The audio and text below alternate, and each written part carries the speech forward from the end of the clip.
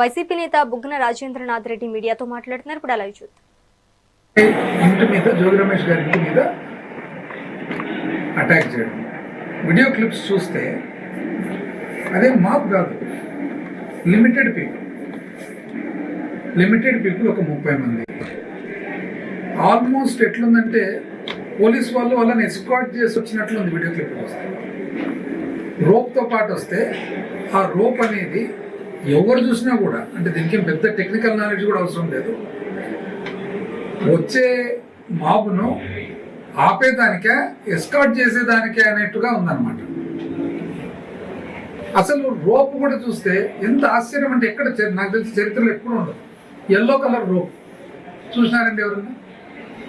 Police వాళ్ళు carry చేసే rope పార్టీలో రోప్ ఎల్లో కలర్లో ఉంది. పోలీస్ వాళ్ళే ఎస్కార్ట్, ఇంటి మీద అటాక్. ఏ విధంగా అటాక్? బాంబులు, యాసిడ్, పెట్రోల్ బాంబులు, ఇండ్లంతా డ్యామేజ్. ఇప్పుడు ఎక్కడే కానీ వైలెన్స్ అనేది ఉండరాదు ప్రజాస్వామ్యంలో. కానీ ఒక వైబ్రెంట్ డెమోక్రసీలో ఎంతోమంది ఎన్నో పరిస్థితుల్లో ఒక పరిస్థితి ప్రభావం వలన కొన్ని ఇన్సిడెంట్స్లో పర్సనల్గా ఉండాల్సి వస్తుంది. కానీ రాజకీయ నాయకులు అన్న తర్వాత ఏ పార్టీకి చెందిన వాళ్ళన్నా కానివ్వండి, ఎన్నో సిచ్యువేషన్స్లో వాళ్ళు ప్రజెంట్ ఉంటారు అక్కడ. ఎందుకంటే పబ్లిక్ రిప్రజెంటేటివ్ అయినా పబ్లిక్లో ఉండాల్సిన వ్యక్తి కాబట్టి పబ్లిక్లోనే ఉంటాడు. కానీ ఆ పబ్లిక్ రిప్రజెంటేటివ్ ఇంటిని అటాక్ చేయడం అనేది మాత్రము ఏది? బాంబులు, యాసిడ్, పెట్రోల్ బాంబులు, ఒక 20-30 మంది విత్ ఎస్కార్ట్. ఇది ఎక్కడన్నా చూసినామండి?